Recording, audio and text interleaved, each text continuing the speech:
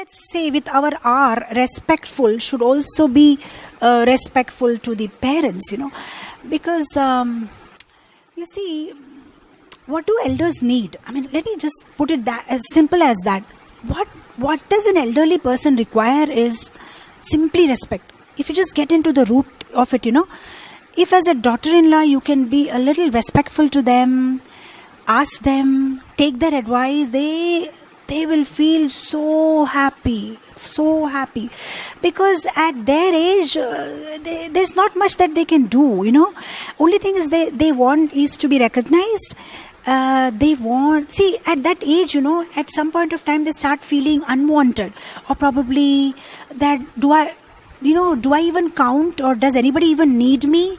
So at that point of time, if the daughter-in-law of the house can make them feel comfortable, make them wanted with her words, with her behavior, with her body language, it will bring about so much happiness in the whole household, because their expectation is very little actually. If little things, if you ask them, they'll feel so happy. See, I'll tell you one very simple tip, which you can use in your day-to-day life. Let's say, for example, you're living with your mother-in-law, let's say, and let's say you have to cook something for the dinner, You just go and ask your mother-in-law very lovingly, Mom, what should I cook today? Just ask her. Now, I'll tell you, in most of the households, it is already pre-decided what you have to cook, because, hardly there will be some bhindi or some cabbage in the fridge, and that is what you are going to cook. There is no big choice. But if you ask her and cook, she feels that, wow, I'm still the boss of the house and I decide what happens in the house. And that gives her so much happiness, And I tell you what's the benefit of doing that. If you ask her and do it, and then in the dining table, if your husband at all criticizes you, the bhindi has not come out well, or the cabbage is undercooked and it's not properly done, your mother-in-law will be the first person who will come out in your support and saying that, no, it's cooked very well. Just don't talk too much, eat, everything is okay. Why? Because she's the one who decided what is going to be cooked today. So she will immediately support. But if at all you do it without her permission or without asking her, then she may actually fuel it also. Yesterday also the bhindi was uncooked only, it is correct, She will do that. I mean, see, I'm sorry, I'm not being critical, but I think it's psychology, is it not? It's human nature. Don't we do that? Like, in our day-to-day lives also. Let's say you said you told your husband, don't go for the Sunday program, just stay home today. And then he ends up not listening and going. And then if it rains on the way, and then if he comes back, what you will say? I told you, why did you go? See, that's a human psychology. You just want to prove that you are right. I'm not saying anything wrong. It's just psychology, So that is what happens with mother-in-law. If you do with her permission, then she'll be all out there to support you. So I feel, what's wrong, if you just give them a little respect, ask them what should I do. Not only about cooking, there may be so many things in your household life. You have to make decisions, especially in the Indian context. There are so many decisions you have to make.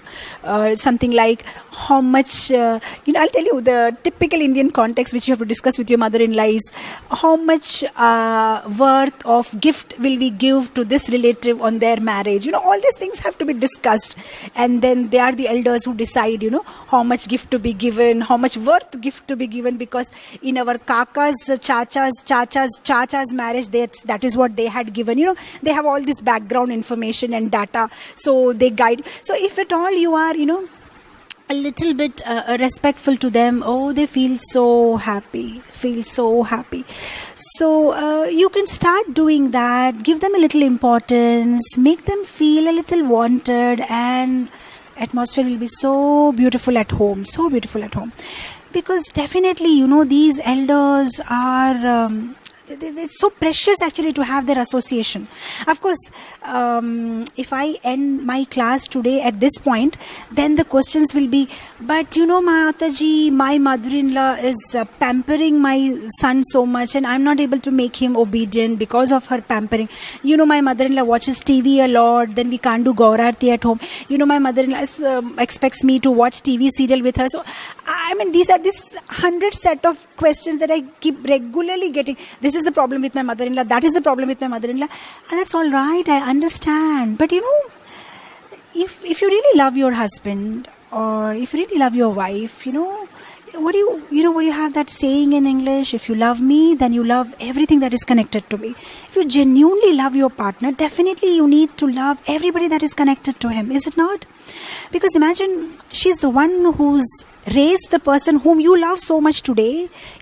She's the one who must have, spent so many sleepless nights taking care of him, his health, his fevers, his education, must have fed him. So there's so much you owe her, right? So if you're all the time, meditating this and being grateful to her for all that she has done, and then the spontaneously that love will come out.